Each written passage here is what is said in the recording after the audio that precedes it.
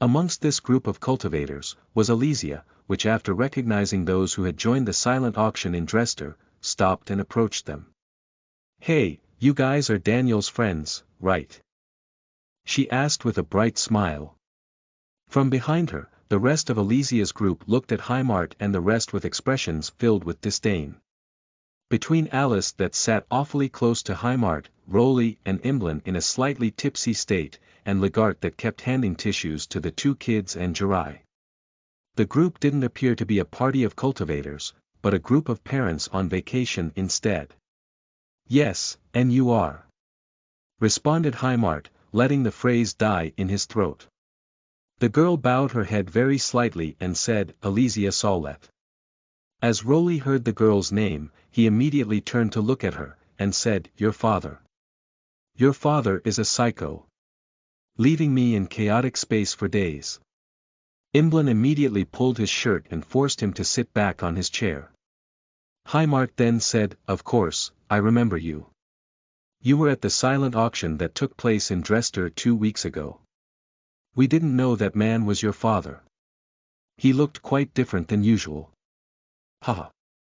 Yes, my father shows his handsome appearance only on rare occasions, unfortunately," responded Alesia with an easygoing attitude. From behind her, derisory words could be heard being exchanged between the members of Alesia's group. "I bet they are the kids of that short girl. Look at that blonde guy. He might be good looking, but he appears to be retarded." An extremely embarrassed expression appeared on Alesia's face as she heard the words coming from behind her. She was aware that if she had heard them, then the other group must have heard them as well. She was about to apologize, when Legart suddenly stood up. He looked at the group and said, "You are free to leave if you don't appreciate a polite conversation." A young woman within the group took a step forward, "Who would appreciate a conversation with you? It's out of respect for Alesia and her parents that we are still here. Even at the risk of getting infected with whatever that guy has," she said while pointing at Jirai. "I would stop insulting him if I were you," said Legart with a threatening tone. "He might just understand what you mean. You wouldn't want that. Who do you think you are threatening, peasant?" Suddenly burst out one of the young men within Alesia's group. If Daniel was here, he would have recognized this young man as one of those who had claimed the title of ruler of the sword for his master, along with Alesia and a few others. A sword suddenly appeared at the waist of the young man which he intended to use to give Legart a lesson, but before he could even unsheath it, he found a sticky hand wrapped over his, preventing him from unsheathing the sword from its scabbard. Standing next to him, was Jirai, which in the span of a moment had gotten up from his chair, dashed all the way past Alesia, and had reached the young man in time to stop him. For someone who had claimed the title of rule of the sword, this was a great humiliation. He was supposed to prove that he was the best amongst sword users, and yet, he had been thwarted by someone who wasn't even participating in the gathering to begin with. In his mind, there was only place for two possibilities. The first one, was to suffer the humiliation of being stopped like a child by someone younger than him. The second was to get back his honor by proving his superiority. His noble origin and overly disproportionate pride didn't allow him to take it lying down, so he freed his hand thanks to a sudden movement of his wrist, and unsheathed his sword. Jirai's face turned from relaxed to serious. He had learned how to control his actions in the past year, but his instinct still kicked in whenever someone tried to threaten his life in any way. His hand slowly moved for the handle of his single-edged sword, but before he could unsheath it, a voice came from the other part of the street. "If it isn't the young lady of the Solet family." This voice belonged to a young man which was dressed in white robes. On these white robes, a golden dragon had been sewn neatly. Alesia and the rest of her group recognized him as the third prince of the Krihan Empire, Krim. Behind him, were two middle-aged men in silver armor and golden cloaks. Alesia and her group immediately bowed at the prince, and said, "Greetings, second prince." The prince stood in the middle of the young swordsman and Jirai, then said, Now, let's not create confusion in this beautiful evening." He then looked at Jirai and said, "You, why don't you come with me? I would like to know what happened." The prince was not omnipotent, even in the capital. He didn't want to offend anyone that could possibly create problems for himself in the future, and the young man's master was one of those people. So, he decided to end this dispute in favor of the young man. At the same time, he had noticed Jiraiya's talent in movement and cultivation. Not to talk about the fact that, when things got serious, he was immediately ready to use his sword. From the prince's perspective, Jiraiya was someone talented and with no connections, so he decided that he might as well try to rope him in and convince him to join the army or Imperial Guard. Haimart immediately stood up, and after a polite bow, he said, "Second Prince, th." But before he could finish his sentence, Alizia interjected, "That won't be necessary, Second Prince, the fault is all ours. We shouldn't have offended this group of people." She then looked at the rest of them and said, "Our apologies." The face of the young swordsman became hideous, but even he didn't dare to reject Alizia's words. After all, her mother was one of the most powerful cultivator and one of the masters of the sword. While her father was a powerful and valuable spiritual cultivator and expert of space. It is also worth mentioning that his master, and Alizia's mother had grown up and trained together under the same figure. "Very well, it's better to resolve these kinds of matters with words," responded the second prince after quickly looking at the rest of Alizia's group members. He then nodded slightly at them, and left along with his imperial guards. Just like the second prince didn't want to offend the young swordsman didn't want to act after the second prince had gone out of his way to solve the problem. He sheathed his sword once again, and after sending a menacing look at Jiraiya, he left as well. The rest of the group followed him, except for Alizia. The girl who had insulted Jiraiya turned to look at her and said, "You are not coming." Alizia turned to look back at her and responded, "No, you guys go ahead, I'll impose of these people for a little longer." Daniel woke up the next day to the sound of knocking on his door. When he went to open the door, he saw a worker of the hotel that was standing politely. As soon as Daniel opened the door, the worker said, "Sir Heel, there is a gentleman waiting for you in the lobby." "I'll be there in a few minutes," responded Daniel politely, just as politely. He then closed the door of his room, cleaned himself up, put on a fresh set of clothes, and went towards the lobby. Sitting on a chair in the elegant-looking lobby, was Edmund. When Edmund saw Daniel approaching him, he stood up from his chair and walked towards him. Once in earshot, he said, "My time sphere." With reluctant feelings, Daniel gave the sphere back to him. The moment the sphere touched Edmund's hand, it immediately disappeared into his spatial ring. To Daniel, Edmund's action seemed a bit petty, but he would certainly change his mind if he knew the cost of a single time treasure. After getting his time sphere back, Edmund looked at Daniel and said, "Are you ready?" With a confident tone, Daniel responded, "Yes, let's go." Chapter 91, The Gathering of Experts, Part 4. You are listening at novelfull.audio. Once again, Daniel was standing in the middle of the square. Around him were all the other disciples, eager to show their abilities. One by one, they jumped over the stage and, after setting the stage according to their own desires, they displayed their mastery in weapon-wielding, essences, and martial and spiritual arts. A few of the shows were extremely impressive and well presented, and yet, the imperial family looked all but entertained. Daniel wasn't sure of what the point of the demonstration stage was, but if the point was to impress the imperial family, then the other had all failed. The reason for this was simple. The Gathering of Experts was an important tradition held once every 2 years. An event where powerful cultivators would speak of important matters that took place in the most recent years. With their 40 or more years of age, the emperor, empress, and masters had seen many shows of sword arts, dances with fire, aquatic worlds, and so on. What was missing was originality and true talent. A young man performed a dance with his spear, of which movements were so fast that they would fend the air for 10 meters. Hurricanes formed when he rotated his spear, and the ground shook whenever he pierced it with it.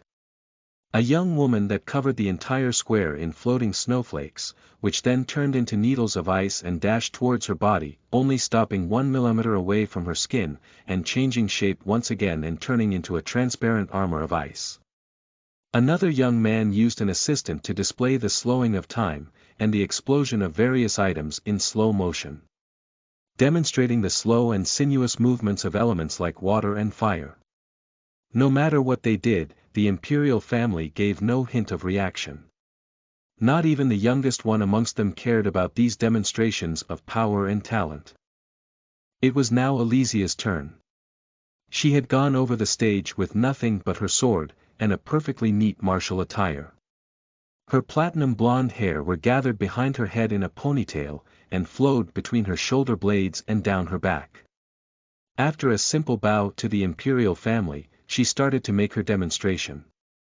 Daniel expected her demonstration to be showy like everyone else's, but instead, she simply showed 3 repetitions of her daily training. She had long learned from her mother that the old masters didn't care about showy demonstrations. What they wanted to see was talent and dedication. Therefore, her expression marked with dedication and seriousness towards practice, had finally lit something within the cold hearts of the masters. They remembered how they used to practice until their hands started to bleed, how they hated themselves when they couldn't comprehend a portion of a specific essence, or how they couldn't figure out how to perfect their arts. Elysia simply practiced with her sword, a practice that seemed like a private dance that no one was supposed to see, that was supposed to have no spectators. After the 3rd repetition, she finally stopped. Her stunningly beautiful face was covered in droplets of sweat that run down her neck and stuck her clothes tightly against her body. She had used a big deal of her ki for her demonstration, and yet, she maintained her composure. After a deep bow, she sheathed her sword with care, and left the stage. Differently from all other competitors, the masters that spectated her show gave a slight and brief applause the moment she left the stage. Even a couple of members of the imperial family started to whisper and nod in approval. The show kept going for 2 more hours, until finally, Daniel was the only one left on the stage. Again, Daniel hadn't been told exactly what he was supposed to be showing to these people, so after noticing the result of the other contestants, he went up the stage and stood there for a moment. Only a thought was running through his mind. If the other shows hadn't impressed these people, it was because they hadn't done things big enough. Now alone on stage, Daniel looked at the imperial family and bowed just as slightly as he had bowed the day prior. He then stood in the middle of the stage without moving. To others it might have seemed like he was doing nothing, but the various masters on stage started to feel a movement in the surrounding space. A movement that made a shiver run down their backs. A small bead-like stone started to float in front of Daniel. This stone was composed of many common minerals, and it didn't seem special in any way. Suddenly, the ground started to shake, and bits and pieces of it started to dash towards this bead-sized stone. They then integrated with it and kept increasing its mass, until it reached the diameter of 10 meters. The floating Bloudler started to change all of a sudden. It seemed like every small part of its surface was being changed into a different-looking crystal. These gigantic multicolored crystal ball looked beautiful, but it was nothing impossible to see. It was at this moment that Daniel sent a ball of fire into a hole that he had left on the surface of the sphere. When the ball of fire entered, the crystallic sphere started to shine with thousands of different colors. It then started to spin so fast, that the air around it formed a small scaled hurricane of which the sphere was the eye. The lights were bent by the incredibly strong winds, which transported them through the entire body of the hurricane. The show was stunning, and definitely different from anything the masters had seen, and yet it was not over. Snow formed in the air around the tornado, which was rapidly caught by the rapid movement of the winds. Electric discharges started to make their appearances, adding color and brightness to the whole cluster of deadly elements. Suddenly, time stopped. No matter if the strong winds, the snowflakes in the air, the rotation of the sphere of the bright electrostatic discharges. Nothing moved. It was only after a few seconds that the 4 different essences of air, water, lightning and earth started to split, and move in 4 different points of the stage. These 4 elements condensed into the shape of 4 golems. The golem formed by the wind essence was made out of powerful gusts winds that rotated in position at incredible speeds. A touch from this golem would strip a person for their skin. The golem made of water essence was completely made out of ice, and its skin appeared like a thin veil of clear water. Its look reminded a warm beach, and yet, one could be sure that if they touched it, they would feel as if they were in the depth of a frozen lake. An hard-to-observe giant completely made out of plasma could be seen discharging electric charge in the air.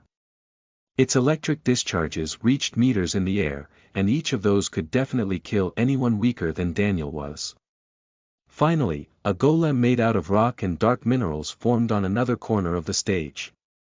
The masters were fascinated by this scene. They had never seen 4 different golems created by a comprehension of above 90% by the same young man, so they couldn't help but gasp in surprise. Even the imperial family, except for the emperor and empress, were no exception. These golems started to move and approach the balconies where the masters were sitting. They moved in circle around Daniel, demonstrating the purity of comprehension required to being created. They made sounds of thunder, howling of wind, rocks crashing one against the other and immense waves crashing against solid ground. The noise was deafening.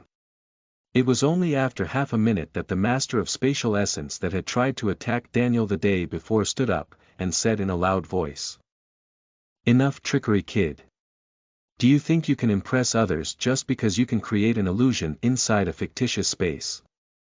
The masters that were sitting in the balconies suddenly felt disappointed. They thought they had seen a true prodigy of spiritual cultivation in action, and instead, they were led to believe that he was nothing more than a trickster. Satisfied by the response of the crowd, the master of spatial essence waved his hand and destroyed Daniel's fictitious space. Just as Daniel's illusion started to dissipate, a faint smile appeared on his face. After the illusion dissipated, the crowd heard a loud shattering sound that signified the destruction of the fictitious space. But what came next was what really shocked them.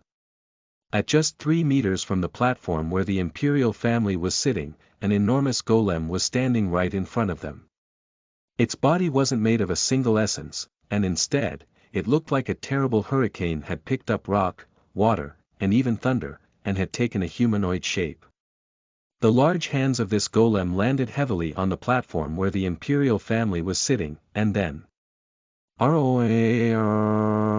it roared so loudly that the masters were left to believe that the golem had attempted a sound attack against the imperial family.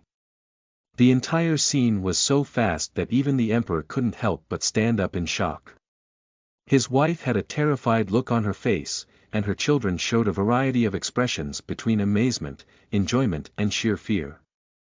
Right as the deafening roar ended, the golem exploded into small diamonds, sparks, and shards of ice that were carried by a gentle whiffle of wind. The crowd was dead silent. Everyone was shocked, and the first ones who had managed to recover from their shock were carefully looking at the odd state the emperor was in. He was currently standing, looking at the void with his mouth slightly opened, nostrils widened and pupils constricted. If there was a mosquito in the square, everyone would be able to hear it. Suddenly, the shocked expression of the emperor turned into one of amazement. And then, ha ha ha ha ha. He started to laugh out loud. The way someone who has just gone through the scare of their life would laugh at his own reaction. One by one, many more laughs started to buzz in the air. Amongst the masters, the only 3 who were laughing nervously were Edmund, Emily, and the master of spatial essence that had rudely scolded and interrupted Daniel's performance. Daniel's idea was simple. The whole point of this demonstration was to move something within these powerful cultivators. After noticing that spectacles of magic, performances of martial arts, or showy displays of weapon mastery didn't work, and that only being able to relate to a disciple had managed to move something within them, Daniel decided that he would use both methods. He wanted to make them feel something, and to do it in a big way. At the same time, he would show off his talents in spiritual cultivation and the essences of which he was adept with. Including the one he was there to show off for Edmund. Spatial essence. The laughs and claps went on for the time it took for the last elemental remains to fall on the ground. Then, Daniel took a deep bow at his public. The bow wasn't directed at the imperial family, but at everyone who had watched and enjoyed his performance.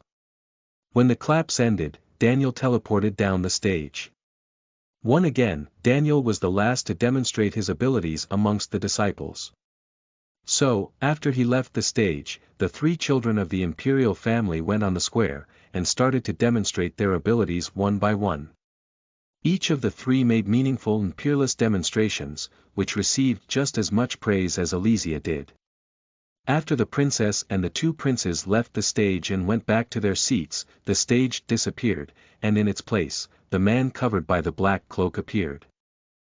With his usual loud voice, he said, "The demonstration stage of the gathering has terminated. The competition stage will take place 2 days from now." He then disappeared along with the platform where the seats of the imperial family had been placed, leaving only the disciples and masters in the square. Chapter 92 The Gathering of Experts Part 5 You are listening at novelfull.audio. You've scared me for a second. Thought you'd be stupid enough to actually attack the imperial family, said Edmund with a relieved tone, and sweat still sticking his clothes to his back. Daniel couldn't help but smile at his reaction. He then said, "I just wanted to leave a good impression." Edmund felt slightly irritated by Daniel's response, as he had gambled on his family's face. If the emperor hadn't appreciated the show, his very family could have ended up in trouble. "I don't know about good. But you've definitely left an impression. What do you want to do now? Do you have anything else to teach me in spatial essence?" asked Daniel with high expectations. Slightly embarrassed, Edmund responded, "My comprehension of space is one of the highest in the empire. And yet you've almost caught up to me. The only things I have left to teach you are density and unstable space." Unstable space. The one you've left Rolly into for days. Doesn't sound fun, responded Daniel without his previous enthusiasm. Edmund shrugged with his shoulders and said, "Your choice." "Can I borrow your time sphere once again?" asked Daniel with a cheeky expression. He wanted to get the best out of his stay in the capital. And if he could learn the most while he was still under the terms of the agreement with Edmund, then he would. Edmund looked back at Daniel sideways, and said, "Fine." He then tossed 3 items to him. A small ring, a golden locket, and the now familiar time sphere. The reason why Daniel had asked to use the time sphere despite having comprehended the very concept of speeding time, was because of his level of cultivation. His power was similar to that of a 7th-rank spiritual cultivator, and yet, he could only speed time by an additional 50%. It was clear that whomever had created the time sphere was at a much higher cultivation stage than he was. After a small nod, he teleported back into his room. But before he could jump into the ring, he heard knocking at his door. He immediately got up from his bed and went to open the door. Behind it was a large group of people. These people were, of course, Heimart and the rest of the group. But there was another person amongst them. A platinum blonde girl that he immediately recognized as Elysia. "Before you go and train for the next 2 days like a total cultivation freak, let's go grab something to eat," said Legart without holding back anything. After hearing Legart's words, Daniel said with a sarcastic tone, "Need someone to pick your meals, Lig." Lig was an abbreviation that Daniel had gotten used to call Legart within the past year they had known each other. Just like the rest of the group had slowly gotten used to call Daniel with his real name, Dan. Daniel was a sort of alias that he and his sister Rayla had gotten used to give people whom they didn't want to know their birth names and family, and it was much less personal to him than being called simply Dan. Only his sister called him Dan, and only he and his sister's friends called her Ray. "Come on, be good. We've already picked the food. We were just thinking of eating in the castle. We have guests." responded Legart with a plaintive tone. Daniel sighed in resignation, then said, "All right." He then teleported all of them inside the ring and entered it in the form of a wisp of spiritual essence and consciousness.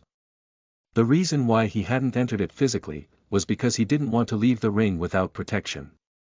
It would take nothing for him to feel the arrival of a third party. He could then leave the pocket dimension and defend himself. Once inside, the first thing Daniel did was to lower the output of the perfect Earth Essence sphere. Alesia, as a martial cultivator, wouldn't be able to recognize the power of a perfect sphere, but Daniel didn't know what secret methods she could have, and didn't want to risk it. After a quick tour of the castle, Daniel and the rest sat in the living room, and started to eat. "So, how did you guys met?" asked Alesia with curiosity written all over her face.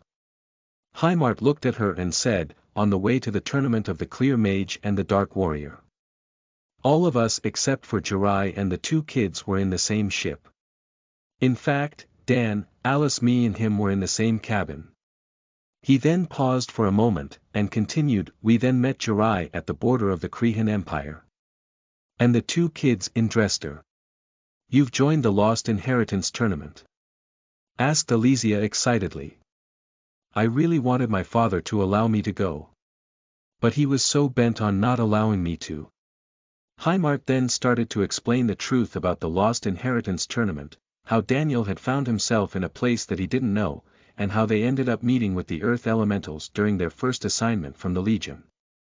He of course omitted any secret detail, like the perfect Earth treasure, the fact that the castle they were currently in was the ancestral home of the Dark Warrior, Alice and Clear Mage's family, and that Daniel was a cultivator of both the martial and spiritual path. "Wow! You guys went through a lot together," said Alesia with an amazed expression. She couldn't help but envy the rest of the group. She didn't get to travel the world and go through this kind of adventures with her friends. She always had to stay in the city where her parents were, and had to live her life up to their expectations. Not because her parents weren't supportive, but because they were extremely well known, and she was forced to carry the burden of not sullying the family name. Especially during events like the Gathering of Experts. After a good hour, the group left the ring. But instead of leaving Daniel to comprehend spatial essence peacefully by himself, they forced him to go out with them. The only reason he had accepted was so that he could find a cartographer. Within the Imperial Palace, in the throne room. "What does His Imperial Majesty think of this year's contestants?" asked a middle-aged man dressed in very refined clothes, in an extremely polite tone. The question had been asked to the Emperor himself, which with a deep and powerful voice responded by saying, "It's always the same. They are young and talented. But aside from a few, none of them can be compared to their teachers." The middle-aged man nodded at the Emperor, then followed up with another question, "What about the two disciples that are representing the Sawlet couple?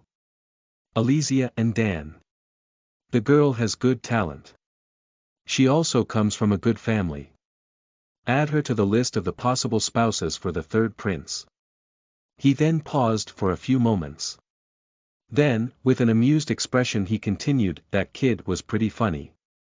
And his high level of comprehension of 4 different essences proves his prodigious talent. Find out where he came from." "Yes, His Imperial Majesty," responded the middle-aged man with a deep bow, before leaving the throne room. "What do you mean that you can't sell me a map?" asked Daniel to the old man behind the counter inside the cartography shop. The old man looked back at Daniel with an annoyed expression and said, "There are regulations. Maps the size of what you've asked me are not only expensive, but also made by the military. They belong to the Empire and not everyone can have them." Caught by surprise by the regulations set to protect the Empire's property, Daniel's tone turned softer, and with a pleading voice, he said, "Can you at least let me look at one?" "I cannot," responded the old man plainly. "Fine. What do I need to do to be able to purchase a map?" asked Daniel with an audibly irritated tone. He would do all he could to find his way back home. A smirk suddenly appeared on the old man's face as he said, "Become a member of the Crehan Empire's nobility, and you can buy one." "I'll buy one then," said Alesia from behind Daniel. The rest had gone to visit the capital, and the only one that had remained of the group was Alesia. She had stayed behind to avoid Daniel from losing sight of his friends. Unfortunately, the rest of the group went on his way without even thinking about him. This action had made Alesia curious about Daniel. He was an extremely powerful young man, but he couldn't be all that strong by himself. Wouldn't they want to be sure that, if something happened to him, he would have someone to watch his back? After the rest of the group walked out of sight, Alesia heard the loud conversation between Daniel and the person behind the counter. She listened to what was happening, and after just a minute, she found out what the problem was. Daniel wanted to buy an extremely large map. Unfortunately, these kinds of maps were progressively made by cartographers and explorers employed within the Empire's army. They would scout the new territories before the army would arrive, so that they could find the best paths, and eventual kingdoms or forms of civilization. These maps had been created out of thousands of years of sacrifices and effort, and contained so many informations that limitations to those who could acquire them had been put on them. Just asking about one of those maps would put someone in the list of possible spies from other empires. "Come again?" asked the old man with a surprised tone. "I said that I want to buy the map that he asked you to sell him," responded Alice with a confident tone. She then added, "I am the young lady of the Sawlett family. I don't think there will be a problem with my clearance." The old man took a book from under the counter. In this book, various noble family names were listed, along with a depiction of the family crest, and a small genealogical tree which went from the founder of the family, to the oldest living member. He then looked at Alesia and said, "Your family crest, miss." Alesia immediately took a medallion from inside her spatial ring. It was a simple medallion, on which a shield split into 4 had been carved. Into each part of the shield was a different picture. These pictures were an arp, a sword, a drop of water, and a mirror.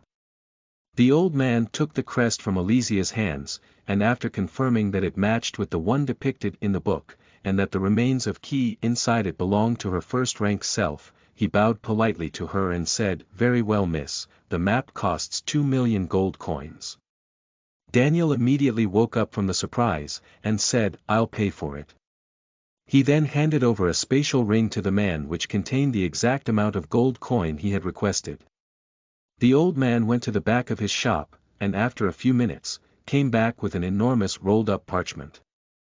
Daniel was surprised by the enormous size of the map, so he looked at the old man in confusion. The old man harumphed coldly, and pointed at a large and empty table at the side of the room. Daniel grabbed the map messily and took it to the other side of the room.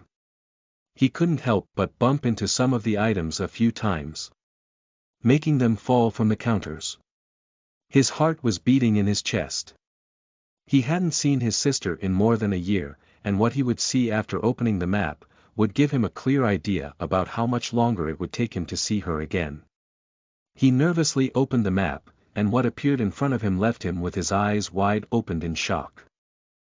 Chapter 93 The Gathering of Experts Part 6 You are listening at novelfull.audio.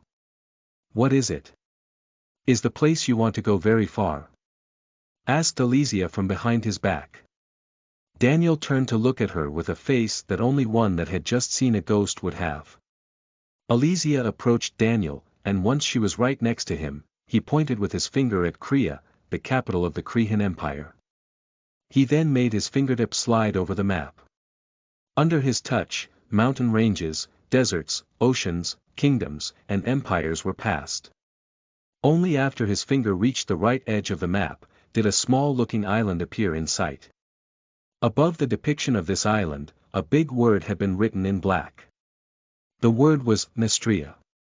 Inside the territory of Nestria, right in the middle, Daniel was finally able to find the small kingdom of Carolus. Alesia's eyes opened in surprise. She looked at Daniel and said, "That's a dozens of years long journey. Not even my father could pull it out in less than 3 years." Daniel pressed his palms on the table and bent his head forward. He tried to calm himself and catch his breath, but he couldn't help but inhale and exhale rapidly. "Are you okay?" asked Alesia with a sorry tone. She didn't know Daniel that well, but based on the few times she had seen him, she thought of him as an incredibly cunning person. Extremely daring and brave. So, seeing him in that state was like peeking at the other side of the medal for her. While still looking at the map, Daniel exhaled deeply and said, "Thanks for your help." He then straightened his back once again, rolled the map back up, and put it into his spatial ring. He then walked towards Alesia, took her hand into his, and teleported away. The moment right before teleporting, he flipped his middle finger at the cartographer.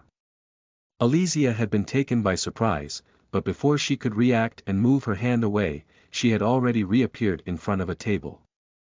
At this table, Heimart and the rest were sitting quietly while enjoying their drinks.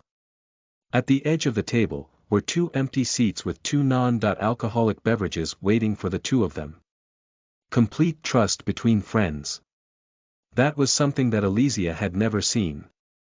His friends had immediately noticed that Daniel had stopped, so, instead of going too far, they sat at a table and waited for Daniel to reach them.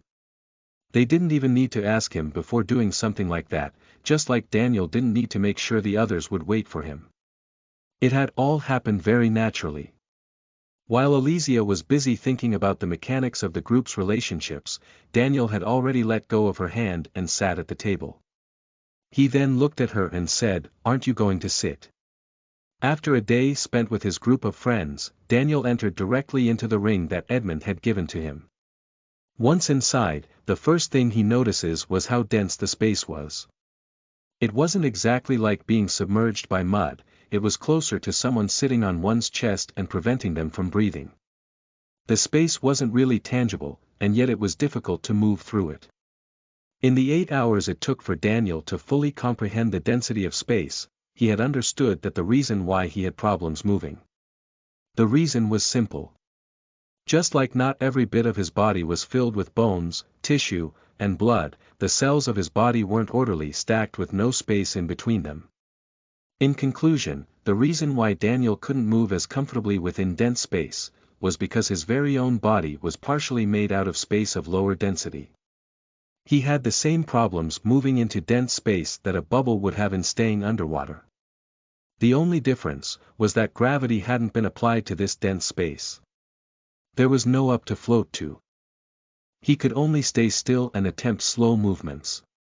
After comprehending the concept of dense space, Daniel was finally able to thicken the space in the outside world, and dilute the space that came in direct contact with his skin. He then left the ring, and directly jumped into the locket in which Rolly had been forgotten for days. Right after he entered the locket, his body started to rotate rapidly. Luckily, he had a comprehension of space that was approaching the 60%, so, he was able to quickly stop the violent motion by stabilizing the space immediately around himself. In the void, he could feel fragments of space that moved in all directions, like shards of glass that kept crashing, shattering and reforming. He could enter each of these shards, and once in, he would end up thousands of meters away from the original spot. It was a constant moving labyrinth. "No wonder Rolly was so pissed when I got him out," muttered Daniel in his mind. Suddenly, he heard a desperate voice coming from within his head. It said, "For the love of my tree father, get out of this hell as soon as you can.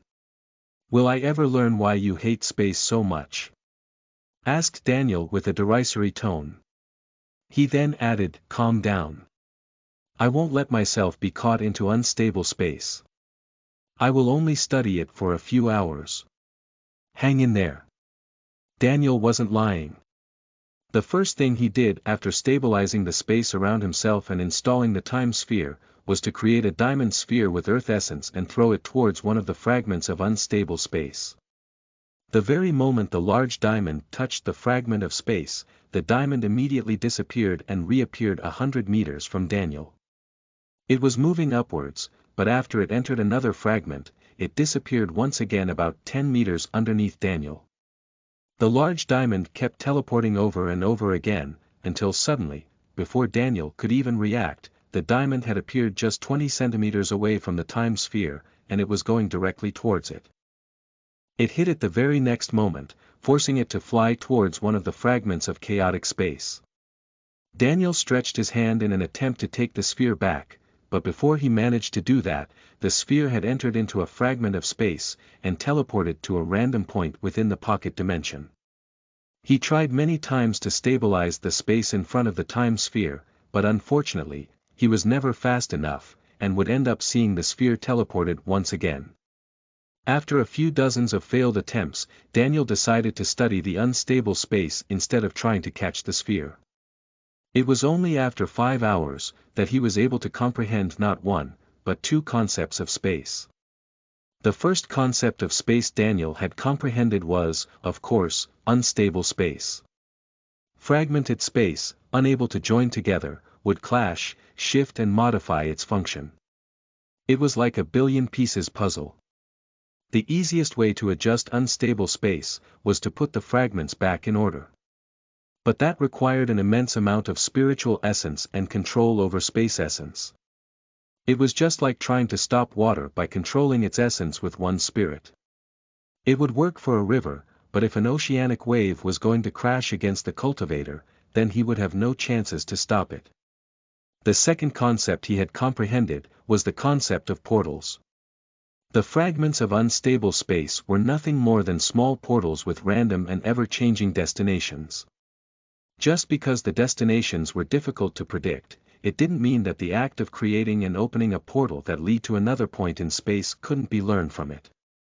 The concept of portals was much different from the concept of teleportation. Teleportations was instantaneous, but had risks. Like ending up into a wall at a point in cultivation in which teleporting along with the space around oneself was impossible. On the other hand, the concept of portals was the idea of opening a rift in space that worked as passage between two different points in space. Other people, and even items could move through. The pro of this method of transportation was that one didn't risk to end up into a wall by mistake. The con of this method was that it took a fraction of time for one to form a portal and enter it. So it wasn't exactly instantaneous. After learning both of these concepts of space, Daniel localized the time sphere, and just as it was about to come into contact with another fragment of space and teleport elsewhere, he took control over that fragment of space and created a portal that led right in front of him. He moved his hand right in front of his chest, and opened it so that the back of his hand would face him. The next moment, the time sphere appeared in front of him, and immediately landed into his hand. Daniel's current comprehension of space, after learning the three concepts of portals, density, and instability, had surpassed Edmund's very own understanding. He left the locket. 1 day and 13 hours had passed since the last stage of the gathering had ended, and he wanted to be rested and on his best shape for what he believed to be the most important stage of the event. So, he directly went to sleep. He woke up the next morning to the sound of knocking. After getting out of bed, he went to open the door while still half naked. Behind the door, just like he had expected, was Edmund. Unfortunately, next to him was also his daughter Elysia, which quickly looked away and said with an angry tone, "Is this that trick that boys use to let girls see them naked and claim innocence afterwards?" Daniel looked at her embarrassed state and with a slight smirk, he responded, "You mean I should have been fully naked? My apologies, it's the first time I used the trick. Alright brat. Enough with this. Get dressed, before I teleport you into the square in your underwear," barked the irritated Edmund. After going back into the room and putting on some clean clothes, Daniel opened the door once more, but before Edmund could teleport him, he said, "Mind if we go my way? I've been itching to try this." Edmund looked back at him and said with a confused and still irritated tone, "Try what?" Daniel turned to look at an empty spot of his room, then, with a wave of his hand, a rift in space started to force open. On the other side, the three could see the large square. And in it, the multiple disciples and masters that were looking at the rift with shock and curiosity. The usually composed Edmund looked back at Daniel, and with a burst of excitement, he said, how the fuck did you learn the concept of portals? Alesia was shocked. She had seen in this state before, and it happened whenever her father comprehended a new portion of space essence. You have to teach me that. You have to, said Edmund excitedly. But before he could say anything else, Daniel looked back at him with a cheeky smile and said, our agreement never said that I had to teach you anything. You can keep the time sphere, responded Edmund plainly. Deal. Back in the square, the dozens of disciples were still staring at the large drift that had appeared out of the blue. Before long, 3 silhouettes appeared from the other side. These 3 people were, of course, Daniel, Edmund, and Alesia. From up in the balconies, the various masters of spatial essence looked at Edmund with envy and muttered, he comprehended the concept of portals. Edmund felt slightly embarrassed by hearing the others' words, but since he would actually learn it soon, he didn't bother with correcting them. Chapter 94 The Gathering of Experts Part 7 You are listening at novelfull.audio. Once in the city square, Edmund teleported himself in the balconies and sat next to his wife Emily, which looked at him and asked in a low voice, you didn't tell me that you had made progress. With an embarrassed expression, Edmund simply said, it wasn't me. Edmund was a very prideful person, and yet there was one person he would not be able to lie to. That person was his wife Emily. Not to say that his daughter had spectated the embarrassing scene of him bargaining with Daniel to teach him the concept of portals. Back in the square, right in the middle, a large ring had appeared. Standing onto this stage, was the man hidden under the black cloak. He stood immobile, and with a loud and powerful voice he said, the competition stage has begun. Who is the first one that wishes to compete for the title of Guardian of the Axe? I am, responded a young man clad in platinum armor. This young man was the same who had gone second during the presentation stage. His name was Ryer, and was part of a school called Pantheon of the War Gods. He had claimed the title of Guardian of the Axe for his master, one of the school's elder that went by the title of the Axe Wielder. After jumping over the stage, he waved his double-headed axe in the air and creating powerful winds. He then said, who is my first challenger? Another young man within the crowd of disciples jumped over the stage. He was wearing a gambeson that didn't hinder his dexterity in the slightest. In his hands, was a single-handed axe and a large shield. I am your first opponent, responded the young man with a loud and clear voice. Both cultivators were at the peak of nigh human stage, and they had both claimed the title of Guardian of the Axe for their respective masters. The man hidden under the black cloak looked at the 2 competitors, and with his usual clear voice, he said, the rules are as follow. You may not attack with anything but your axe and martial arts. The fight will go on until one of the 2 will surrender or will be unable to continue fighting. This isn't a fight to the death, and death is the punishment for whoever causes one. Do you accept the rules as they were described to you? We accept, responded the 2 young men in sync. Let the battle commence, said the man hidden under the black cloak before suddenly disappearing. The 2 young men looked at each other for a few moments, before the young man called Ryer dashed at his opponent while brandishing his double-headed axe. Blow after blow, parry after parry, the 2 contestants fought brutally. The gambeson wore by the challenger was great at reducing the damage of impact, and his shield was extremely useful for the strongest and most dangerous attacks. Ryer's plate armor was also very useful to parry the attacks of the single-handed axe, which were faster and more diverse, but they lacked the strength necessary to go through the plate armor.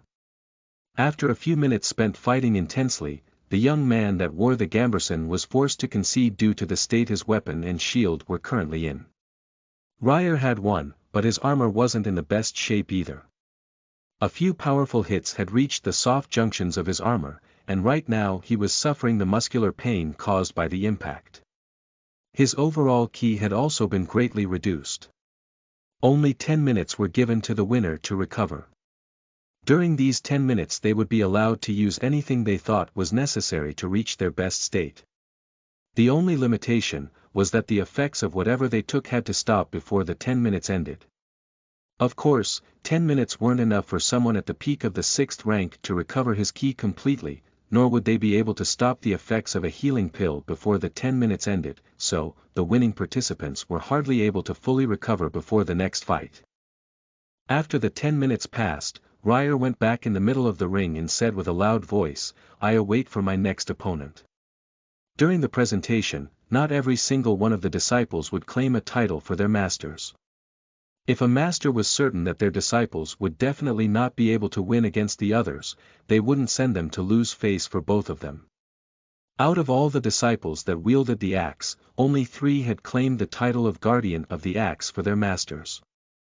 The platinum armor young man with the double-dot-headed axe, Ryer. The young man in the gambeson what wielded the single-dot-handed axe and shield, and finally, a 20-odd-years-old man in leather armor. This third contestant was adept in dual-dot wielding, and his weapons of choice were 2 twin hatchets.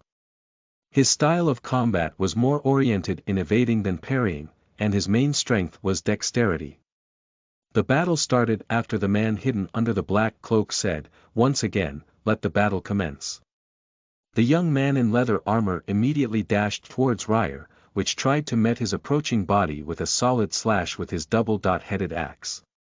Instead of jumping high in the air, or backing away, the young man in leather armor opted for sliding on his knees.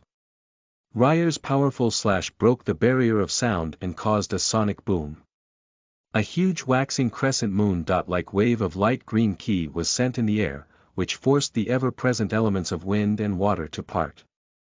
Avoided just in the nick of time, the young man in leather armor hooked the hatchet he was holding in his right hand into Ryer's right greave. Then, he pulled it towards himself, forcing Ryer to lose his footing and fall on his right knee. Now behind a kneeling Rihel, the young man in leather armor went for the weak spots. He used his second hatchet to cut the leather straps that firmly kept the plate armor on Ryer's body. More than once did Ryer try to pull his leg forward and get back up, but whenever he tried, the young man in leather armor would hit the back of his waist with the handle of the hatchet he held in his left hand. In a moment of desperation, he pushed as much ki as possible under his left foot, and jumped backwards and against the body of the young man in leather armor. The two were on the ground, and Ryer was currently lying above his opponent's body. He quickly rolled away from him and while grabbing his large axe handle with both hands, he tried to slash vertically at his lying opponent. Before Ryer's large axe could hit the young man's stomach, the young man rolled closer to him with such a fast motion, that instead of stopping at Ryer's feet, he kept going and made Ryer fall on his back. It was at this point that Ryer's plate armor came fully undone, and covered his face. The young man in leather armor immediately got back up on his feet, and sent a powerful blow on Ryer's left elbow crevice with one of his hatchets. The blow wasn't powerful enough to do serious damage, and yet, it made him release the grip he had on his double-dot-headed axe. He then pointed his second hatchet at Ryer's neck. Now unarmed and hindered by his own plate armor, Ryer had no option but to concede. He knew that if this was a battle to the death, he wouldn't be currently breathing. "I concede," he said with a disappointed tone. The young man in leather armor moved away from him, and allowed him to fix his plate armor and recover his double-dot-headed axe. The two then bowed slightly to each other, before Rihel left the stage in low spirits. The man hidden under the black coat appeared once again, and said, "The title of Guardian of the Axe goes to the Bloody Axe, Master of Hutch." Hutch, which had yet to say a word in public, simply crossed his twin hatchets in front of his chest, and shouted "Hooah." He then left the stage. One after the another, similar scenes took place in the square. Various elimination competition of which participants were either spiritual cultivators that had comprehended the same essence, or martial cultivators that wielded the same weapon. Staves, bows and arrows, great swords, fire essence, lightning essence. One after the other these events took place and revealed a different winning contender, along with their masters and rightful owner of the title of Guardian of Discipline. It was now early evening, and it was finally time for the competitions for the ruler of discipline to take place. Traditionally, the competitions for the titles of Guardian of Discipline would take place earlier in the day, while the competitions for the titles of Ruler of Discipline would take place later. The first competition to take place was the one for the title of Ruler of the Spear. The competitors for the title of Rule of the Spear were a lot more than the competitors for the previous martial disciplines. No matter if axes, bow and arrow, staves, fans or daggers, the vast majority of the young master in the empire would always try to learn either the use of the sword or the use of the spear first. Those who picked different weapons usually did it in order to respect a tradition within their families or powers. The first to enter the stage was of course, Krim, the current third prince of the Krihan Empire. It was known that the third prince was a prodigy of spear-wielding, as opposite to the crown prince, which was a master of the sword and currently occupied in a military campaign, and the second prince and the first princess, which were both spiritual cultivators and practiced respectively sound and space essence. Krim, third prince of the great Krihan Empire. Who challenges me for the title of ruler of the spear, and the honor of our masters?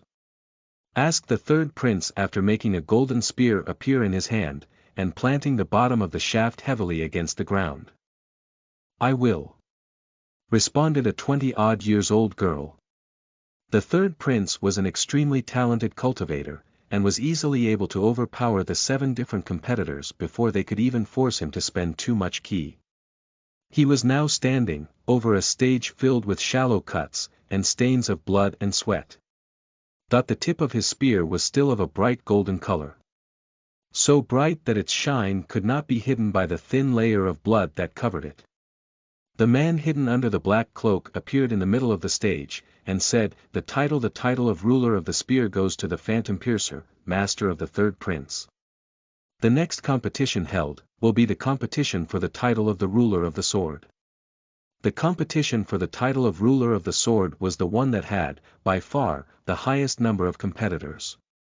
The sword was a versatile weapon, and it came in many shapes and forms. Therefore, the fights were varied and always different. As for a large number of disciples, this was also Elysia's competition. She nervously looked at her mother, and after receiving an encouraging smile, she focused on entering the right state of mind for battle, and waited for the right moment. Unfortunately for Elysia, the competition for the sword had many cultivators of a much higher level than hers. She was currently at the mid of the 6th rank, while most of the competitors were at the late, peak, and even perfect stage of the nigh-inhuman stage. If she wanted to have a chance to win the title of ruler of the sword for her mother, she needed to find the right timing to join the fight. Chapter 95 The Gathering of Experts Part 8 You are listening at novelfull.audio. 6 hours had passed since the start of the competitions for the titles of Ruler of Discipline. The title of Ruler of the Spear had been won by the third prince, and the competition for the Ruler of the Sword was still ongoing.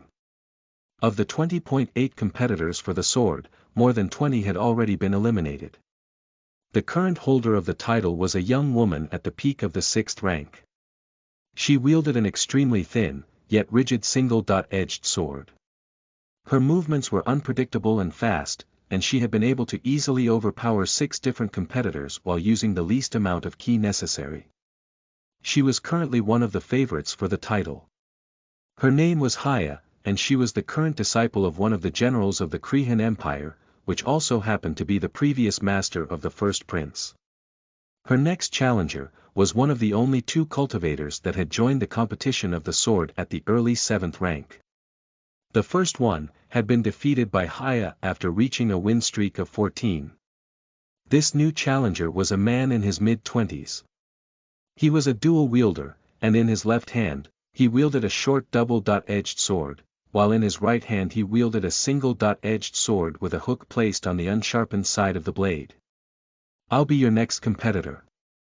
You won't be able to beat me out of exhaustion, said the new challenger with a confident tone. Haya let her sword gently slide in the air, then, she entered her usual battle stance.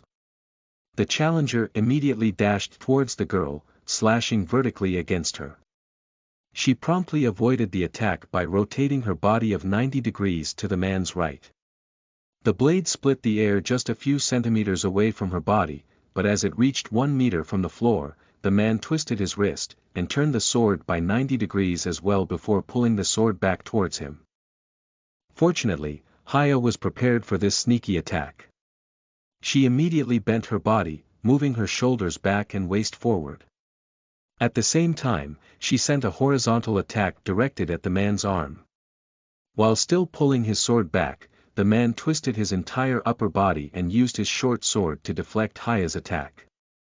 He then used the force of the attack to spin his entire body and once again attempt to hook at Haya's body with the back of his sword. Her reaction was incredibly fast. She immediately predicted the attack and let her body fall horizontally on the ground. But before her back could touch the ground, she stopped. Only her right foot was solidly pressed on the floor, holding her entire weight. She immediately slashed at the man's forearm, and managed to cut a good centimeter in, before the strength of his body stopped her blade. Once again, the man rotated his sword by 90 degrees, and while pulling it back, he managed to hook Haya's blade. He then moved it out of the way, and hit the middle of her chest with the pommel of his short sword. "Ah!" cried Haya after feeling the powerful attack hit her chest squarely.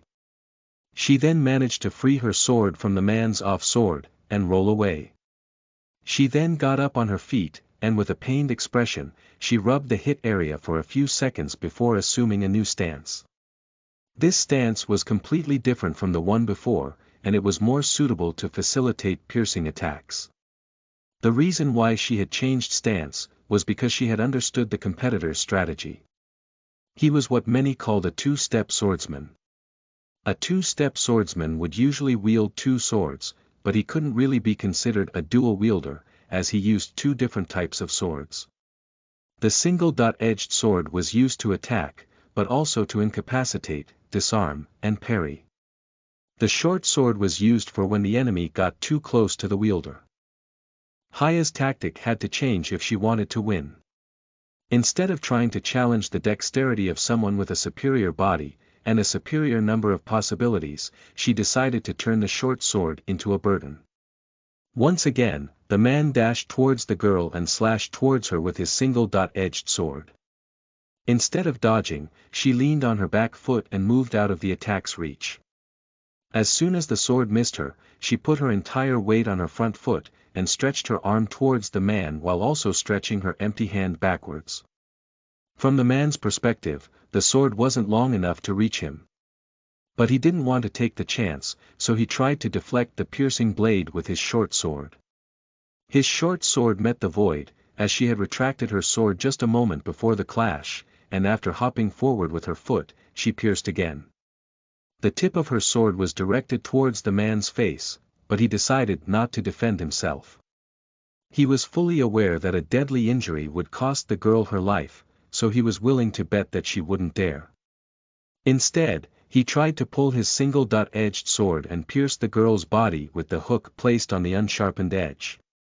Unfortunately for him, she had already predicted that move. So, she changed the direction of her thrust. The blade left a shallow cut on the man's cheek, but instead of stopping, it kept going. It was only a few centimeters away from the man's face that she straightened her wrist, and punched the man's face with her fist covered by the knuckle guard.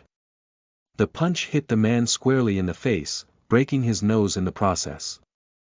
He flew for a few meters backwards, and when he managed to get back up on his feet, he was hit by a projectile of key shot by the tip of the girl's sword which perforated his shoulder. "Arg!" barked the man while in pain. The girl had sent her attack with precision, and had damaged the nerves on the man's shoulder, making him unable to fight with his right arm. Of course, the man was fully aware of the damage on his shoulder, so he got up on his feet, and with an expression twisted by the pain, he said, "I concede," before finally leaving the stage. Once the fight ended, Haya immediately sat on the ground, and ingested a few pills to recover her ki. After 10 minutes, she got back up on her feet, and waited for her next competitor to go up the stage. Finally, it was Alicia's moment to move. The reason why she had moved only now, was because she wanted to avoid those with a 7th rank of cultivation, and because the only other person who she considered a threat was currently on the stage with a few injuries and a reduced amount of ki. Alesia's calculations were very accurate, and in case she would be able to defeat Haya in the next fight, she was confident that she would also be able to defeat the remaining contestants. Unfortunately, she had thought too far ahead. There was a reason why Haya had managed to defeat 2 swordsmen at the 7th stage, and a few other more. It was because she was a prodigy at swordsmanship, and for as talented as Alesia was with her sword, she wasn't able to compensate the disparity in their swordsmanship with her slightly better physical state. After some few brutal exchanges, Alesia ultimately lost the duel. The competition went on after she left the stage with an expression filled with disappointment. After leaving the stage, Alesia reached her mother in the balconies. When she sat on the chair next to her, she heard her mother's words reach her ears. There was no better moment to join. The next opponents would have been a piece of cake for her. Instead of weakening her further, she would have been and recovered even more. I wanted to win the title for you. And instead, I've done nothing. I'm sorry. Responded Alesia with clear sadness in her voice. Her mother leaned closer to her and kissed the side of her head. She then said, "It's not true. She had to use a good deal of ki to defeat you. She won't be able to keep it up until the end. You are the reason why she'll lose, just like she is the reason you've lost." Just like Emily had predicted, during the second-to-last fight, Haya had ended up losing against another cultivator. She had been using more ki than she could recover for her last few fights, and in the end, she wasn't able to hold on anymore. The ultimate winner of the title for ruler of the sword was the young man which had tried to attack Jirai. He had waited for the very last moment to join the fight, which would impact heavily on his evaluation. But he didn't care, as he had been ordered by his master to win at all cost. The next competition was over in just a few minutes. Only 2 disciples had claimed the title of ruler of sound. One was a young woman with a flute, while the second disciple was the second prince of the Korean Empire.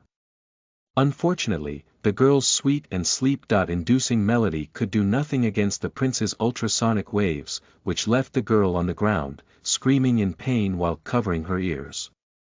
The second-to-last competition, which was held to determine the rightful owner of the Ruler of Time title, had lasted even less than the competition for who would be the ruler of sound, as only 1 disciple had claimed the title. Time had been an hard essence to comprehend for tens of thousands of years. Currently, in the Korean Empire, there were only a few masters that had comprehended close to 50% of time. Unfortunately, without experimenting the backward motion of time, they would never be able to comprehend the other half of this particular essence. That was the reason why, when time practitioners all around the world had felt the time move backwards, even if just for 4 seconds, they had deemed it as one of the most peculiar and interesting events in history. That was also the reason why only 1 person had claimed the title of ruler of time for their masters. Everyone was aware of everyone's comprehension of time. Therefore, only the one who had comprehended the most of it could possibly win the competition. This someone was a young man named Aeneas. He was part of a sect called Time Weavers, and was at the perfection of the spiritual synchronization stage, just like Daniel. The final event of the competition stage was the competition for the title of ruler of space, and the very moment the man hidden under the black cloak asked who was the first person that wanted to compete, every single spiritual cultivator who had claimed the title, including Daniel, had appeared on the stage at the same time. It is important to understand one thing. Competition with the use of space was similar to competition with the use of time. Winning through the use of space against a similar cultivator was merely a matter of comprehension. At the same stage of cultivation, the one who had the highest comprehension of space would win 9 times out of 10. Amongst the group of cultivators, Daniel recognized only 2 people. The first one was the first princes of the Korean Empire, while the second person was the young cultivator whose master had tried to attack him during the presentation stage, and tried to ruin his exhibition during the demonstration stage. The man under the black cloak was about to say something to them, but before he could, Daniel said in a loud voice. Can we all fight at the same time and get this over with? Chapter 96 The Gathering of Experts Part 9 You are listening at novelfull.audio. Quiet down, young man, said the black-cloaked man with an irritated tone. Daniel quietened down, but before the man could resume speaking, he heard the voice of the emperor coming from behind him.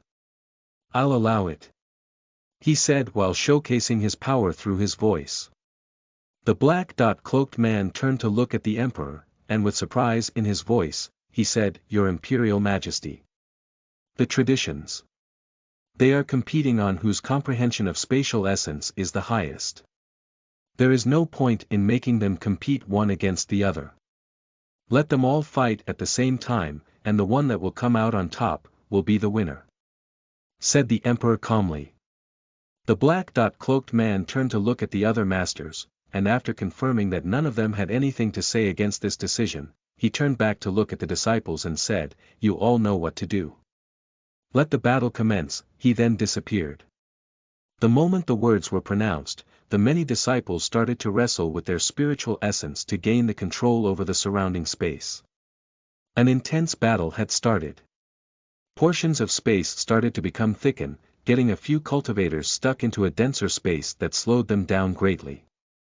Other portions shattered, and forced the cultivators trapped within the fragments to teleport constantly, and spin in confusion.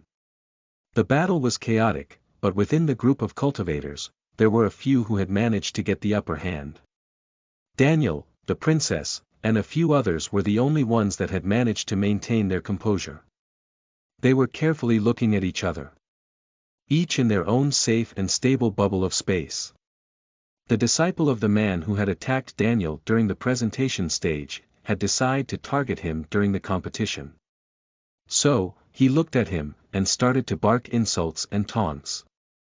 Unfortunately, his insults were received without any reaction. The princess had decided to target Daniel as well, but for a different reason. Since the beginning of the event, she had been deeply impressed by this young man. And after she heard that he might become a candidate for marrying his younger sister, the second princess, she had decided to test him out. She introduced herself politely, but just like the other young man, she received absolutely no response. Daniel was simply standing in place within his bubble of space, looking at his surroundings with a relaxed expression. Both irritated by Daniel's indifference, they decided to attack. The young man was extremely competent in hindering other cultivators' movements through space essence. Therefore, his strongest concept of space were density, gravity, and the creation of secure pocket dimensions. He immediately tried to overpower Daniel's control over the surrounding space, and after managing to erase Daniel's mark over it, he created an artificial space that surrounded his body completely. This artificial space was completely devoid of any connection with the outside world. It was like a pocket dimension without container, but with such a thick barrier, that finding a connection to the original world would take hours. He then thickened the space within, and increased the gravity inside it to the maximum possible level. Daniel was now lying on the ground, nailed by the near unbearable pressure, and unable to move due to the dense space all around him. With a proud expression, the young man looked at Daniel and said, You don't look that carefree now. The princess' strengths were in the concepts of transportation and stability. She was able to teleport to long distances safely by taking large chunks of space along with herself. She was also able to shatter space, and force those stuck within into a never-ending cycle of chaotic teleportation. She was currently looking at Daniel, which was standing peacefully on his spot with his usual carefree smile. Meanwhile, all around her, the rest of the cultivators, including the other young man, had already been caught by her shattered space and were currently teleporting left and right in a panicked state. Her cultivation was at the peak of the 6th rank, which was the most powerful rank amongst the spiritual cultivators that had competed for the title of ruler of space. It wasn't much compared to the overall rank of disciples that had joined the gathering, and yet she had found herself able to easily overpower the other spiritual cultivators. This had given her confidence. She looked at Daniel, and said, "You will have to show me your worth before I'll approve of you becoming a contender for my sister's hand." She then shattered the space that surrounded Daniel, and stuck him into a never-ending cycle of teleportation, just like she did with the others. Many different scenes were currently taking place within the stage. Some competitors that, after managing to gain the upper hand over the space essence in the surrounding, were able to render their targets unable to continue fighting by locking them in place. A few others stood like gods in the middle of groups of cultivators that lied helplessly on the ground, completely pressed by the heightened gravity. And even some that looked at their victims, which teleported from one fragment of space to another in a nauseous state, and begging desperately for it to stop. But these scenes did not matter. Only one did. In the balconies, the various masters of space were looking at the stage with faces filled with shame. Some were even covering themselves with their hands in order to prevent others from noticing their expressions. From their perspective, on the stage, the situation had taken a much more embarrassing turn. The various cultivators seemed to have gone crazy. Some stood proudly, as if they had just won the competition, others lied helplessly on the ground, shouting and begging. There were even a few that were pointing at the empty space and talking to themselves. An example of this were the princess and the young man, which were currently looking at the empty space and saying, "Becoming a contender for my sister's hand," or "You don't look so carefree now." The only cultivator with a normal behavior was Daniel. He was currently sitting right in the middle of the stage, and giggling at the show that was taking place around him. "For crying out loud! Put an end to this already," said one of the embarrassed masters of space. The rest of the masters looked at the masters of space in confusion, and one of them even asked, "What do you mean? What is going on, Nav Om?" After brushing his forehead with his hand, the master of space who had previously talked said, "That brat created a fictitious space the very moment the fight started. The brats didn't even notice. That seems impossible. What kind of spiritual cultivator wouldn't notice the lacking of essences within a fictitious space?" asked a master of wind essence with a dubious tone. Highly irritated, the master of space responded, "The little bastard simulated every type of essence perfectly. Wind, water, earth, light. He even simulated sound and time. He is using different types of essence. Isn't that prohibited?" asked the master of wind essence with a curious tone. "Do you feel any change in the wind of the area? He isn't really using it. He just mixed his comprehension into the fictitious space," responded the master of space angrily. He became angrier the more questions people asked to him. The various masters couldn't help but look at Edmund in shock, looks which he welcomed with satisfaction. It couldn't be said that Daniel was his disciple, as he never had the chance to directly teach him or instruct him in anything. But Daniel's comprehension of space had been formed by his. It was the same kind of feeling that someone would have when seeing one of his relatives become incredibly successful. They would not be able to take the credit for it, but just the idea of having contributed to that success was a morale boost to them. While the masters conversed, the situation started to change on the stage. The cultivators that were lying on the ground or teleporting in panic, were now getting back up on their feet and leaving the stage. Their expressions were filled with disappointment. At the same time, the few cultivators that were standing proudly in the square, included the young man and the princess, were currently walking towards Daniel. In their perspective, they had just finished fighting against the other cultivators, and had came out victorious. They were currently walking in the middle of the stage to bask in their moment of glory. They each stopped at a certain point around Daniel, forming a full circle. Then, they started to bow deeply towards him. After bowing at the one whom they believed to be the emperor, they all teleported out of the stage, and next to their respective masters. The moment they teleported out of the stage, they looked at their masters, and instead of pride and joy, they saw embarrassment on their faces. They immediately turned to look at the stage, and in the middle of it, only Daniel and the black-cloaked man were standing. The latter said with his usual clear voice, The title of ruler of space goes to the mirror shifter, master of Daniel. Deeply shocked, the competitors who had just finished seeing the black-cloaked man announce their victory, turned to look at their masters, which quickly explained what happened to them. The concept was simple. The very moment the fight had started, Daniel had created a fictitious space for each of the other competitors. To those who did not have any chance of winning, Daniel had created a scenario in which they would be losing badly. That was a result that the contestants themselves had expected. While for the few more powerful ones, he had created a scenario in which they managed to defeat the rest of the competitors, and were announced the winners of the competition. The reason for this trick was to play on fear and dreams of the disciples. The weakest ones feared to be trashed, while the strongest dreamed to overcome all others. Using this trick was all part of making things more realistic, and increased the chances that they would believe the scenario to be the real one. At the same time, he had perfectly replicated the flow of time, the sound of the outside world, and the elemental condition to a perfect similarity. His timing had been so precise, that none of the other contestants had even noticed that they had entered a different space. The disciples couldn't help but be skeptical towards their own master's words. After all, it required an impressive and constant output of spiritual essence to pull such a trick. A quantity that a 16-year-old kid at the peak of the spiritual synchronization should not have. Unfortunately for them, they weren't aware that Daniel had reached the perfection of the 6th stage of cultivation, and had a hastened production of ki to exchange with the spiritual plane. In any case, they had lost, and they had done it spectacularly. Oddly enough, the emperor hadn't taken offense in seeing his daughter being played with like a puppet, and instead, had a satisfied grin on his face. Still in the middle of the stage, the black-cloaked man said, "The competition stage of the gathering has terminated. The evaluation stage and premiation will take place 2 days from now."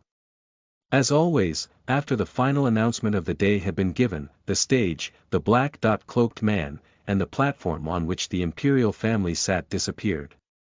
The masters then left the square along with their own disciples. Alesia was currently looking at Daniel talk with her parents. "Had I known there was a premiation, I would have taken things more seriously," said Daniel with a slightly annoyed tone. Edmund looked back at him and muttered, "You damn freak." He then paused slightly, and continued, "Back to our deals. You still owe me something," he said while tossing a small piece of glass to Daniel. From within this piece of glass, Daniel could feel a faint stream of spatial essence. It didn't take long for Daniel to reach the conclusion that, this piece of glass, was undoubtedly a low-level spatial treasure. Chapter 97 The Gathering of Experts Part 10 You are listening at novelfull.audio. After Daniel finished creating a spatial sphere that contained the full concept of portals, Edmund entered one of his empty pocket dimensions, and immediately installed the newly created sphere inside it. He then started to study it. Comprehension of essence couldn't be sped up by time essence, as it was something that regarded the mind, which had a similar limitations to the one's life essence had. That meant that it could take months or maybe even a year to fully comprehend a new concept for someone like Edmund. The only people whose time needed to comprehend essences, reaching mastery in weapon wielding, or learn a martial or spiritual art could be reduced, were Daniel, and the members of his group. Strangely enough, the system's effect did not have the limitation that time essence had. And yet, time essence would include the effects of the karmic system, as if the system's effects were not applied, but in fact always present. How things were right now, this meant that if Daniel used his maximum speed of cultivation granted by the system, along with the time sphere he owned, his speed of cultivation would be 1,500 times faster than the speed of a normal untalented person.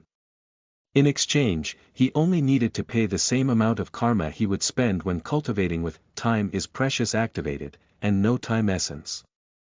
On the other hand, the fastest speed that the members of his group could achieve in cultivation while under the effect of the karmic system and the time sphere, was 3.15 times their normal speed. Their various levels of talent were, of course, different from Daniel's. For example, Jiraiya's prodigious talent in cultivation was, by itself,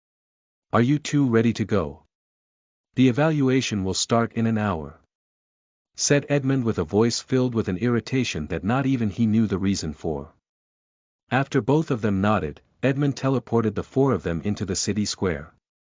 The setting of the square was slightly different. There was a podium in the exact point where previously was the stage, and the black-cloaked man was waiting right in front of it. Around the stage, all the disciples that had participated in the competition stage were currently waiting just outside the edge of the square. Closer to the edge were those who had claimed a title and had fought for it. They had the right to be evaluated first. The rest stood in the back, and would be evaluated only for their presentation and demonstration. At the end of the day, the presence of the latter kind of disciple was only to make number. After another hour passed, and every master had arrived along with their disciple, the black-cloaked man said with his usual clear voice, "The evaluation stage will begin now. Contenders of the title of Guardian of the Axe, you may step forward to receive your evaluation." Chapter 98 When Everything Went Wrong. You are listening at Novel Full. Audio. A few hours had passed since the beginning of the evaluation stage. The disciples had been split into categories, and each category represented one of the different titles. Each participant would be valued based on the quality of their education, the fantasy and intuition shown during the demonstration stage, and tactic, proficiency, and power shown during the competition stage. It was common knowledge that being the last one standing during the competition, aside from winning the title for one's master, wasn't as important as utilizing a smart tactique, or as the ability to pick the right moment to join the fight.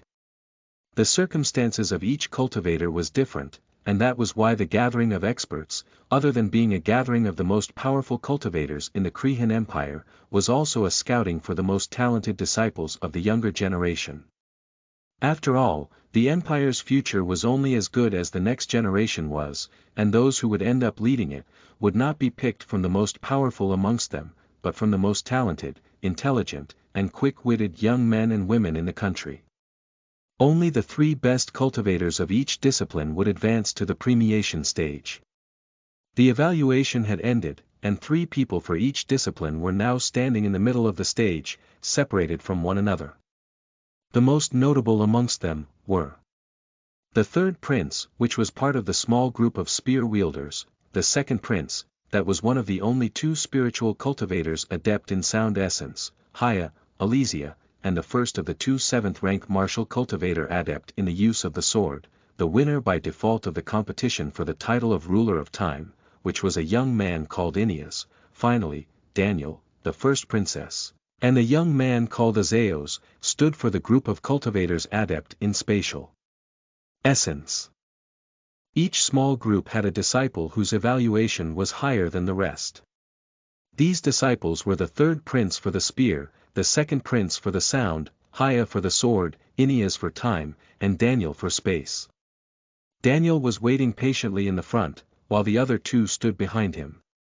He had just learned that there would be a reward for the most talented disciples, so he was reasonably excited to see what kind of reward such a large and powerful empire would give to the best of the best amongst the youngest generation. His excitement reached the peak when he saw what was rewarded to the winners of the minor competitions. Hutch, the winner of the competition for the title of Guardian of the Axe, had received 10 beast cores of the 7th rank, and a set of twin hatchets of perfect quality. The same was for the other competitors that belonged to other disciplines, and had received the highest evaluation. On the other hand, spiritual cultivators would receive 10 beast cores of the 7th rank, along with an essence treasure of the mid-high level matched to their discipline. And that was only the reward for the disciples of minor disciplines. When the third prince had received an enchanted spear of the perfect quality, along with 20 beast cores of the 7th rank, Daniel could not help but tremble in place from excitement. Unfortunately, what he saw next left him petrified. Not only did the third prince receive the beast cores and the enchanted spear, but he was also patted on the shoulder by the evaluator himself, the black-cloaked man. At first, Daniel thought that this was something that only regarded the members of the imperial house, as the black-cloaked man probably knew them. But when he did the same during the premiation of Haya, Daniel felt 2 big drops of sweat run down the sides of his face. He used the concepts of bending and repulsion of the space to prevent people from accidentally touching him when in the midst of a large number of people or cultivators, but he was aware that, if someone forced their way through the bent space with the use of a more powerful essence, his invisible protection would immediately collapse under the invader's superior power. The difference between the spatial art he had created, and an actual spatial defense, was the same difference between wearing a plate armor, and wearing a hat. The hat was very effective if one wanted to go unnoticed, but it couldn't be considered a defensive instrument by any means. Daniel watched as the black-cloaked man approached him after gently patting Inea's shoulder. "You are quite the young man. Here is your reward," said the black-cloaked man before handing 20 beast cores and a cubic-shaped rock to Daniel. This rock wasn't made out of stone, but of space essence. The space essence was so condensed that it had taken a physical form. Daniel couldn't imagine what sort of natural phenomenon could have created something like this, but without thinking too much about it, he made the items disappear into his spatial ring before they could even touch his hand. The black-cloaked man suddenly raised his arm and moved it towards Daniel's shoulder, but before he could touch him, Daniel said in a loud voice, "I would like to say a few words, if I am allowed." The black-cloaked man, just like the masters, the rest of the disciples, and the imperial family themselves, clearly did not expect this request. He abruptly stopped his motion, and looked back at the emperor for confirmation. After the emperor nodded in response, he turned to look at Daniel, and said, "You have 1 minute." Daniel tried to sell a deep breath of relief as one of preparation. He then took a step forward, and while looking at the imperial family he said, "As you all know, I am not part of the Krehan Empire. I have arrived here close to a year ago, and I've spent this past year enjoying the hospitality of this great empire's good-willed people. Unfortunately, it's time for me to be on my way home. But before I'll do that, I would like to thank the imperial family, and their loyal subjects, for granting me the opportunity to be part of such a fantastic tradition." After Daniel stopped talking, the crowd started applauding soundly. He not only had complimented their culture and country, but had also thanked the imperial family and all of them for allowing him to be part of their traditions. They couldn't help but feel pride well up in their chests at the sight of such a talented young man's respectful behavior. In the balconies, Edmund was looking at Daniel with narrowed eyes. He, more than anybody else, knew that Daniel didn't feel any sort of gratefulness towards the empire. Knowing his cunning character, he couldn't help but think about the reason why he was giving such a speech. While still the center of the attention, Daniel suddenly bowed towards the imperial family, just as deeply and respectfully as a normal subject would. Then, he continued, "It has been my honor to be in your presence, your imperial majesty." After those last few words, he attempted to teleport away. Unfortunately, the space around him had already been separated from the outside world. The only ones that could feel the spatial blockade being created, were Edmund and the other masters of space within the crowd. Daniel could clearly feel who had initiated the spatial blockade. He had felt this mark in the surrounding spatial essence over and over again in the past week. With narrowed eyes, he looked at the black-cloaked man. Suddenly, the emperor jumped off the platform and approached Daniel. He looked at him up and down, and while slowly stepping towards him, he said with a powerful tone, "You are a very talented cultivator, with a bright future." Daniel stopped fighting the spatial blockade, and put his hands behind his back instead. With the tip of his fingers, he slowly removed his 2 spatial rings. Then, he waited for the events to unfold. The emperor was less than a meter from him, when his hand started to move towards his shoulder. At first, the space that trapped him had expanded to include the emperor.